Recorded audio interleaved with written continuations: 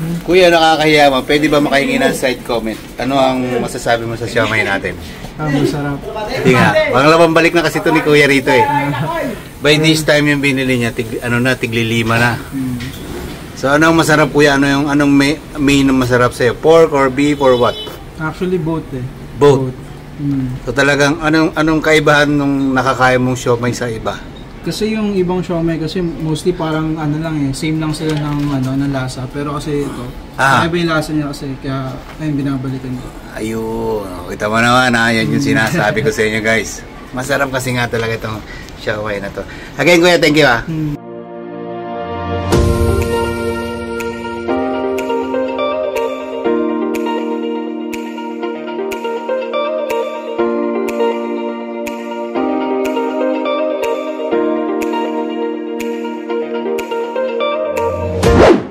So hi guys, welcome back again to my YouTube channel again. This is Devon the Great.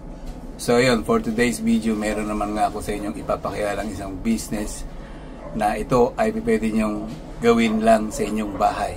So ano nga bang business itong aking ipapakilala sa inyo? Ito ay ang siomai or homemade siomai. So yun, wag na natin masyadong patagalin pa. Simulan na natin. Tayo magpe-prepare ng ating siomai at mamaya sasabihin ko sa inyo kung magkano yung mga potential na kitaan dito and kung saan supplier tayo pwede kumuha. Okay, bibigyan ko kayo mamaya ng link. And again, napakagandang business nito, lalo't masarap yung siomai na ipakikilala ko sa inyo. Homemade siomai, jumbo siomai. Yan. So stay tuned, pe-prepare lang natin ang ating siomai. So yun, as you can see nga, bumili nga ako ng 5 bundles ng siomai na to. Each pack is meron siyang 100 pieces na jumbo siomai. Yan. So yun, ano ba yung mga starter pack na kakailanganin natin pag nag-put up tayo ng business na siomai? Basically, kailangan natin syempre ng pinakang product, which is yung siomai. Yung iba't ibang variant ito, mayroong beef, may pork, may chicken, even may Japanese siomai. Meron ding pork and shrimp siomai. So, again, kung magbi-business ka nito, una sa lahat, tignan mo kung ano yung magti-trend sa lugar nyo. Kung ano yung pinakamabenta, yun yung lagi mong orderin. Pwede itong pang breakfast, pwede pang lunch, pwede pang dinner, pwede pang merienda. So, ano lang ba yung mga starter pack na kakailanganin mo pag nagtayo ka ng siomai? Kailangan mo, syempre, yung mga sumusunod tulad ng siyempre, pinakang product mo, siomai, in a different variant, flavor. Okay. Next is kailangan meron kang steamer. Eh, siyempre guys, ito nga yung pinaka-steamer natin, Yan. In-order na rin natin yan. Honestly guys, ito kasi ay business to ng sister ko. So, minamanage ko lang. But the good thing is, kumikita naman. Kasi nga, sabi ko nga, paulit-ulit yung mga taong bumibili sa akin at dahil sa quality ng lasa ng siomai na meron ako. So yun, samahan nyo ako, prepare natin yung siomai mula dun sa mga sauce nya, kalamansi nya, and syempre yung pinakang product. As you start, ito yung ating pinakang siomai. In every pack, merong 100 pieces and lahat yan, jumbo yan. So kumuha tayo ng 5 packs. To be honest, ito ay kaya ko lang ipaubos to ng mga 2 araw. Minsan nga 1 araw at kalahati. Ganun karami yung tumatangkilik ng ating siomai dahil talaga sa lasa nito, apakasarap. So yun na nga, pag binuksan mo yung pinakang siomai natin na galing sa chiller, ganyan siya kalalaki. So yun na nga, pag binuksan natin yung pinakang pack natin, ganito ang texture ng siomai na yan. And ganyan kalalaki. So tara, ilagay na natin ito sa ating steamer. Sa bawat steamer, ang capacity niyan sa isang basong ganito kalaki yung mug. So again guys, ito nga pala yung pinaka-product natin, which is yung pork and yung beef. Again, tulad nga ng sinabi ko sa inyo, meron siyang 4 na klaseng variant na flavor, which is pork, beef, chicken, and Japanese siomai. And meron nga rin palang pork and shrimp combination sila. So again, explain ko lang sa inyo yung siomai na yan. Yung siomai na yan, nakadepende ang sales nyo kung saan supplier kayo kumukuha. lalo't masarap yung supplier na pinagkukunan nyo, babalik-balikan kayo ng tao. Ang maganda pa rito, hindi mo napapansin, kumikita ka rin ng maganda dito araw-araw. Tsaka syempre sa ngayon, kailangan very visible na yung siomai mo ngayon, nakikita na ngayon.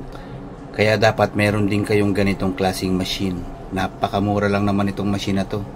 At matibay pa dahil siguro mga 3-4 na buwan ko na itong ginagamit ng araw-araw siyang ginagamit. Hindi naman siya kakaroon ng problema.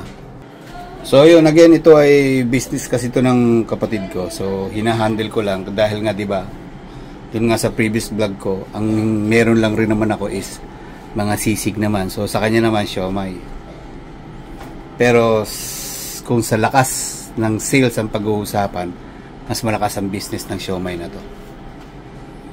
Alam mo, ang next thing na maganda rito sa business na to, hindi ka masisiraan ng product mo or ng item mo. Kasi, assuming na hindi mo naman talaga napaubos yan, but it's simple, ilagay mo lang sa plastic bag ulit, and keep mo sa freezer, that's it. Parang tulad nito, may mga natira, piraso lang. Hinalo ko na lang dyan, tapos i-steam mo lang siya ulit. That's it. Ganito lang kasi. Base kasi sa observation ko, yung lakas ng sales mo sa siomai ay nakadepende sa lasa ng product na ino-offer mo sa tao. And good thing, itong klase ng siomai na to, dun sa supplier na kinukunan namin, or dun sa supplier na mismo pinagkukunan namin, ay talagang napakasarap. Alam mo yung lasa na para kang kumain ng isang branded na siomai. Ka-label niya yung mga malalaking company na siomai. So, ang kagandahan, meron tayo. At magkano lang natin ito binibenta? Ayan. 10 piso lang yan.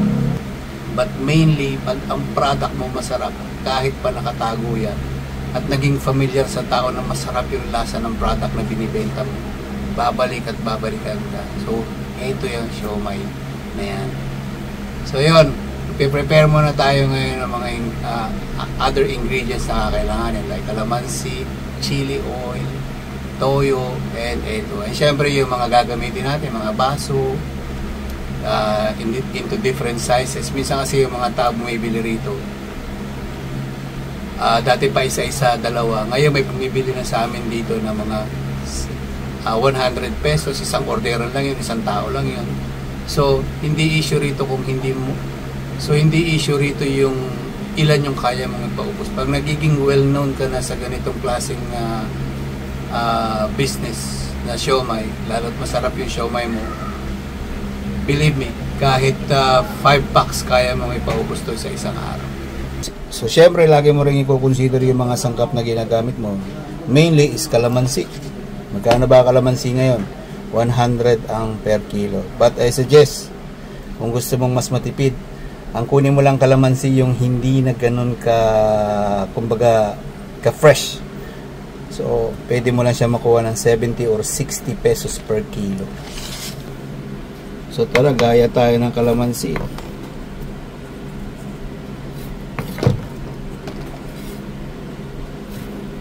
Ako kasi, ang ginagawa ko, para hindi na ako hirap, maggagayat na ako at ilalagay ko na lang dyan. Normally naman ang tao, pag nagkalamansi yan sa siomai mo, 1 hanggang 2 lang yan maximum. Pero dahil nga sa marami tayong dinisplay and confident tayong mapapaubos natin yung siomai natin, kaya marami tayong gagayating kalamansi. Yan. Lalagyan na lang natin ng toyo. Kasi yung iba dito, nga pala, anong toyo yung ginagamit natin para maging masarap. Huwag mo nang masyadong mahalan. Kahit ganyan lang na brand, pwede na yan. Refillan mo lang yan. Pero kahit anong sarap ng siomai mo, pag hindi naman masarap yung chili oil mo, wala rin. Pero dahil nga sa nakuha na natin yung tamang format, ng chili oil na timpla. Kaya yun, binabalik-balikan din tayo. So, bago tayo mag-serve, kailangan is punuin muna natin yan ng chili oil. And syempre part ng yung marketing strategies, maglalagay ka rin syempre ng signage mo rito. Yan. Naka-specify na ito 10 piso lang. Para sa Big Siomai, may pork, beef, chicken, and Japanese siomai. Pero wala tayo ngayon Japanese siomai. Kasi yung pinaka-best seller natin is pork and beef. Ito kasi yung brand yung ginagamit natin pang steamer hood. Ano ba? Hudeket pa yan. Basta maganda to. Matibay to.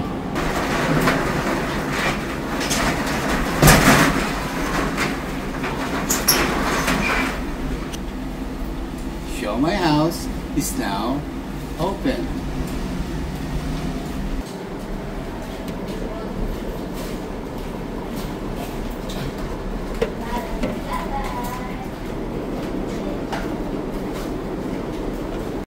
Kuya, nakakahiya mo. Pwede ba makahingi ng side comment? Ano ang masasabi mo sa siomai natin? Masarap. Hindi nga. Pangalawang balik na kasi ito ni Kuya rito eh. By this time yung binili niya, tigli-5 na. So anong masarap kuya? Anong main na masarap sa'yo? Pork or beef or what? Actually both eh. Both. So talagang anong kaibahan nung nakakaya mong siomai sa iba? Kasi yung ibang siomai kasi mostly parang same lang sila ng lasa. Pero kasi ito, iba yung lasa niya kasi kaya binabalikan ko. Ayun, kita mo naman yan yung sinasabi ko sa inyo guys. Masarap kasi nga talaga itong siomai na to. Again kuya, thank you Te, side comment lang te. Pag ilang bili mo na to rito, marami na, di ba? Marami na. Ano naman ang comment mo ate? Masarap yung siomai? Masarap naman. Ayun, kita mo na. Basta pork. Kasi meron silang mga selected na gusto talaga. Ito yung sinasabi ko sa inyo guys ng mga customer na bumabalik at bumabalik dahil nga sa quality ng siomai. Tama ate? Bakit yung ibang siomai dyan, te? Anong dating ng lasa? Natikman mo na ibang siomai sa labas? Ganon? So, dito sa atin, okay. Ayun. So, thank you, ate. Kuya, side comment lang. Kailangan ko lang to promote yung aking Labot ako. Ano ang masasabi mo dito sa siomai na binibili mo? Hindi nga, totoo. Kumusta naman? Okay naman? Masarap. Anong kaibahan niya sa ibang siomai? Ano? Malaki nga, tapos masarap. Ayun, so mas masarap. Tatlo nga. Alright, sige. Ilan, sir? Ilan? 3? Oh, narinig niyo ba yung side comment kanina ng mga bumibili? Very convincing, di ba? Galing sa kanila yun. Hindi galing sa atin yun. So, yun yung mga side comment nila sa quality ng siomai natin. Yes, ate siomai. Try mo, te. Ano po to? Yan natin beef, ito pork. Try. Beef, ito pork. Tigilan te. Pork. Ilan po? Tig-5, tig-4.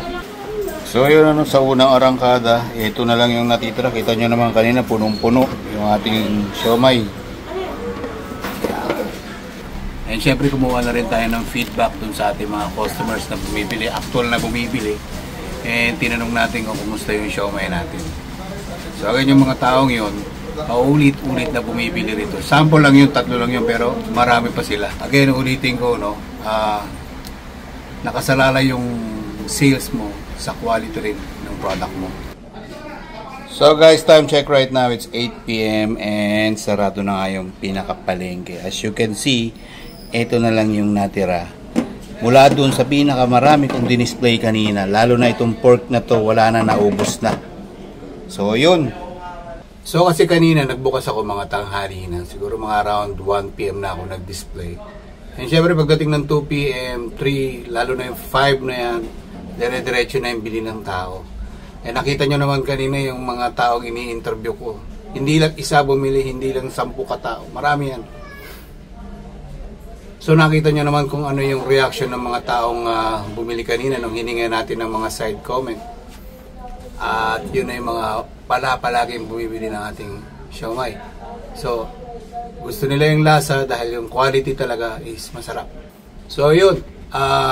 Doon naman tayo sa kitaan. So, magkano nga ba pwede mong kitaan pag meron kang ganitong klaseng small business na pambahay lang na siomai? So, from small range tayo. Nasa small range lang kasi tayo eh. So, pwede kang kumita rito from 1,000 to 1,500 or could be more. Depende talaga sa dami ng taong bibili sa produkto mo. But again, naniniwala ako sa produkto is napakasarap. Kaya, imposibleng hindi ito mapansin at balik-balikan ng customer. Now, ayun nga, as initially, pwede ka makapag-start up ng business ng mga siguro less than 5,000 pesos. May kumpleto ka na nun, may steamer ka na, may siomai ka na, and toyo and everything. So, gusto niyo bang malaman kung saan ako kumukuha ng supply ng siomai na to? Itong masarap na siomai na to. Ipa-flash ko dito sa aking monitor na to. So guys, sa lahat ng mga gustong umorder ng siomai na to, kung gusto mo the same quality ng siomai na ino-order namin, dito ka na lang magpunta sa page na to. Diyan ka na lang umorder kasi same quality, same material yung ginagamit natin, same kind of quality ng food. So, into different variant yun. May pork, may chicken, may beef. Meron din silang pork and shrimp. Ano pa ba? Tsaka yung Japanese siomai na yan. So, yun, naka-flash naman yung pinaka-telephone number niya. And, so, yun, naka-flash naman dyan yung pinaka-starting package niya. Yung negosyo package niya. So, kung gusto mong umorder niyan, yan, PM mo lang yan. Believe me, hindi ako mapapaya sa inyo sa lasa nito. Again, napakasarap ng siomai na to. So, yun lamang guys. Hindi ko na masyadong papabayan ng vlog na to. Again, see you again to my next vlog. This is Steven the Great. Bye and God bless. Order na!